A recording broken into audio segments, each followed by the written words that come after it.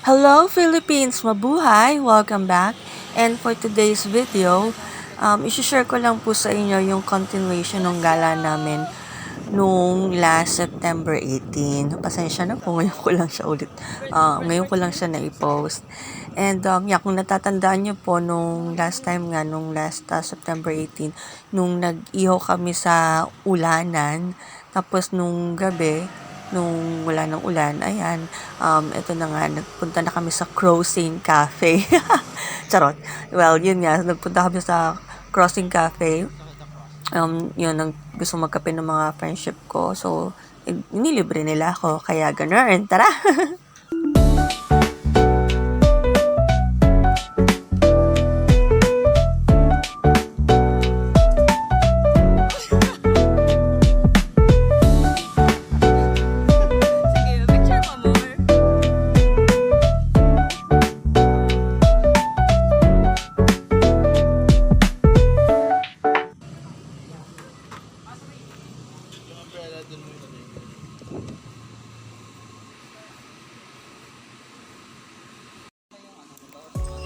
This is it!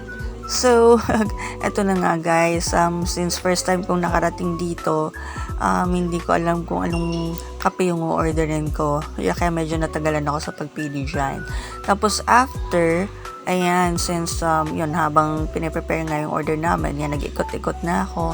Actually, first floor pa lang po ito kasi hanggang third floor itong crossing cafe. Yan. So ayan, tinignan ko, nilibot ko siya. Ayan nga, ang gaganda ng mga display nila, yung mga quotes. Ang gaganda. Merong ilan dyan na medyo tinamaan ako ng straight to the bones.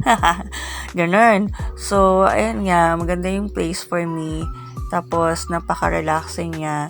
And since that night, konti lang din yung tao. So, siguro kasi pasara na sila, kaya gano'n. Pero yeah, marirecommend ko siya. Maganda siya guys. Maganda din yung presyo, pero worth it naman. Ayan, at syempre, hindi namin palalampasin ang magagandang pwesto or spot na pang Instagrammable ba. Ganoon, kaya nagpicture-picture na din kami. Pinicture na ako nila BFF, nagpicture-picture kami. Tapos, ayun. Tapos, syempre, uwian time na.